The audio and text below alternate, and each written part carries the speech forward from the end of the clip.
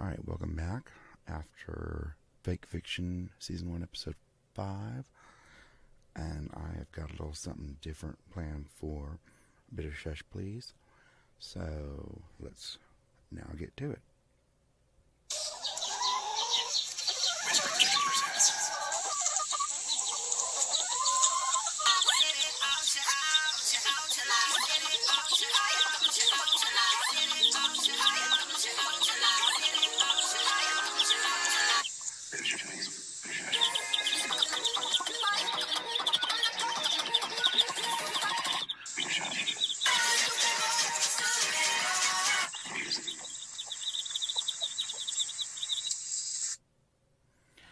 I don't know if I mentioned it before, but that's a little bit of a melange of sounds there. Netta, I mentioned her before. I don't know how to pronounce her last name. She won Eurovision last year, and I love her. And she does that song Toy that I got sampled there. I hope she doesn't mind. I love you, Netta. Come be a guest in my closet and sing for me. But she does kind of like, a chickeny noises in Toy. And, Whispering Chicken Productions was already what I had going. And so I'll go ahead and tell everybody in case you were wondering that. Oh, no, never mind. I'm not going to say that. What chicken's a code word for. Well, I guess I should. It'll be legal soon, probably, anyway. Everywhere. But the background noise, I kind of was looking for something for almost like a record, noise, or the sound of the record or needle scratching on the record a little bit. So I used the sound of chicken frying in the frying pan. Anyway, okay, this is Bit of Shush, please, and I'm gonna briefly go over what I'm shushing you about and why we got some more shushes coming. Excuse me. Bit of Shush, please. I mentioned reboots, and I don't know why I was going to bring it up again, but Bit of Shush, please is probably going to it's going to stay a shorter episode, but I'm going to probably what the hell was that? I'm probably going to at least bring it up once or twice more a week than just as an after show for the fake fiction. So this is the after show for the fake fiction, even though it's really not dealing much with the fake fiction part, but introducing more of what's coming. But I know I'm going to be adding a segment. That's what it'll be. It'll be different segments on different days. Being so short, I can just ramble off 10, 15, 20 minutes and then be done with it. After the after show one.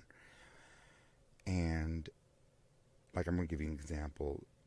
I'm thinking about. Well, I am going to do a segment called the Shit I Already Hated. And just like anything from the noise in our apartments. I don't complain unless it's valid. You live in apartments, you have to play by the apartment rules. Unfortunately, though, we have a lot of, I'm not going to use a specific term for them because they're not all that way, but this up and coming group of young'uns who feel like they should just get an award for waking up in the morning, or that everybody should get an award, or that the world is going to change for them because they don't like it, and they're in for a rude awakening or a long, sad life. But I can pinpoint the fact that somebody in the apartment below us either comes in or leaves around 4:15 in the morning, give or take 15 minutes. That is the window, 4 to 4:30. And it's got to be a job thing because it's not 7 days a week, but it's a good 5 days a week. And that's not that I'm up there that time every single night, but I've been up enough nights since they've moved in to know, because nobody in this damn apartment complex, and probably, a lot of what I've encountered in life, knows how to fucking close the door without goddamn slamming it. Part of this could be the fact that I grew up in a household where my mother hated slamming doors. Like, that was the way you got back at her and got mad at her, is if you just run upstairs and slam the door. Oh, she hated it. And I don't like it either. I grew up in a household where there really wasn't fighting between my parents. I mean, snippy comments or, a little anger or something, but yelling, screaming, I never heard my dad yell.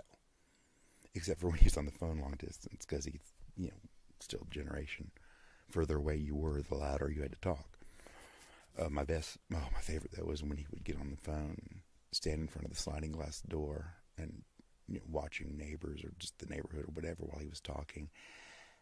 And he'd get this look in his eyes as if, like, he was looking that distance and seeing that person and talking to them. And I don't know if he was talking, he could see his reflection in the sliding glass door or what, but he was just, he was always in the zone when he was on the phone. And it was just cracked me up because he would like do hand gestures and everything, like the person was on the other side of the glass from him, or he was inside a television of the person or something. It was funny, but yeah, he was a loud talker on the phone, especially if you were, further away. But yeah, no, they never oh God, I never heard my dad say a cuss word. I heard my mom say 2 or 3, but they were always used in reference. Like, I don't like that word crap because it means the same thing as shit. She wasn't saying it. One time she said damn or something like that on purpose, and it was like, it's only the word damn, but might, it'd be like, Grover saying, fuck it. So, I don't know what was that. Oh yeah, so slamming doors, yeah, and this new leasing group of people, I already hated them. They were shit already hated, but what are you gonna do? When you're trying to live somewhere, and so I've always just tried to only complain about things that mattered, or that really, not sweat the small stuff. And unfortunately, they came in like 7 years into our lease, or leases, and so like everything, like last year, our air conditioning broke down, washing machine broke down, something else broke down too. I can't remember what it was, but it was just really, everything started falling apart, and then we got this idiotic maintenance man. And first of all, I'm like, shouldn't you call an HVAC person out here to get my air conditioning fixed since it's been 2 fucking months? And then, so after all that got done, he was up here doing it was the stove. That's right, the stove, the part went out. The burners worked, but the stove wasn't working, or vice versa. I can't remember. And when he was up doing the washing machine, though, which over a week we didn't have a washing machine. And I finally found out why. Because he let it known that he was self-taught. So that's who you've got doing this majority of work, taking a long time doing work, is a guy who doesn't even know what he's fucking doing. Because guess what our issue was with our washing machine, according to him? The fact that we used the super cycle sometimes. First of all, see, shit I already hated, because I already hated him. GE, Westinghouse, all of them put the super cycle on there for a reason. Second of all, I've been doing laundry for over 40 goddamn years, and I know how to use the goddamn cycles. Third, we were here 8 years before it stopped. And fourth, if he had not been so centered on this cockamamie theory of it being the super cycle, he would have heard me say it happened on any fucking cycle. But yeah, when they brought the new one, oh yeah, don't use super cycle. Of course it was, they brought us a refurbished one, but whatever. It works. And don't tell me I pay rent here to have fully functional appliances. And you're going to tell me it's like I go buy a car or I lease a car, I sign the lease, pay money, and By the way, yeah, it kind of messes up if you go over second gear, so you can only drive in first and second gear. That is ludicrous. Ludicrous. And he is a moron for thinking that I'm going to buy that explanation or think in any way at that point or from now on that he has any kind of knowledge whatsoever. But the reason I bring it up, because also, we do not pay the apartments to pay him to come in here and complain about how tired he is. He will come in at 6:30 every single time we put in a work order when it's too late for him to do it that day. One day he wanted to do half the job, come back the next morning and do the other half. And, oh no, I even offered, because it was when we had 2 window air conditioning units because of our air conditioning being broken. And it took us over a week to get him to come get him out of the windows. Meanwhile, bugs are coming in. And I'm only going to take one of them. I'm so tired. Well, I'll carry the other one down for you if you get it out of the window. Oh, no, I really want to get home. I'm so damn tired. Well, how in the fuck is that my business? And how in the fuck is that professional of you? He's an idiot. And he needs to go to school or get a different fucking job. But he is one of the worst ones about not knowing how to close the door without slamming it. So they decided this year, or past summer, they were going to do work on the leasing office and actually vacated the leasing office to an apartment. And looks like they're doing a lot of work on there, though. They're, expanding the gym, and I think they're making like a rec room or something you can rent or use for, as a tenant. And the office, which is, the office, what do you call it? The business center? Yeah, because for, I think 3 years, the business center had fully non-functioning equipment. Like the fax machines and everything that had to be hooked up by a phone cord or cable. There wasn't even a goddamn cable in there for it anymore. They took them out. Instead of fixing or putting new equipment in there, they just took the cables out so you couldn't plug them in. Shit I already hated. That's right, I should do this. Shit I already hated. So, guess where they moved? The leasing office is now 2 floors below us. Same building, just 2 floors below us. We're on the top floor, 3rd floor. They're on the 1st floor. So now, all damn day, doors slam, slam, slam. What the hell is wrong with people? Okay, I gotta get off of that. That's gonna really get me going. So that's coming up. Shit I already hated. Little short tidbits about stupid people and their stupid ways. And boy, I got some stuff to say about The Office too, because they're also connected. Well, one of them is connected with a little bit of what had happened to me, as far as what I was talking about on fake fiction. With the cautionary tales I got coming out. As well as, of course, the fact that, some of them lived in the apartment complex. But, again, like I said, I got a lot of information stuffed away, DNA, fingerprints, names, pictures, including a picture of license. Caught him coming in one day. Boy, the look on his face. And I took a snapshot of his license plate number. I'm like, there you go. This is going in the file with all the rest of it. You guys leave me alone, and I'll sort of leave you alone. Talk about what's happening, but I just won't mention you. Because, it's all falling apart for them, I think, anyway. There was I don't know if you heard about the big Super Bowl bust, a couple dozen people. Yeah, there's about 10 of them that I recognized. The Grammys happened. I don't watch those anymore. I don't watch any shows anymore. First of all, I don't watch the Grammys because I don't care for any of it anymore.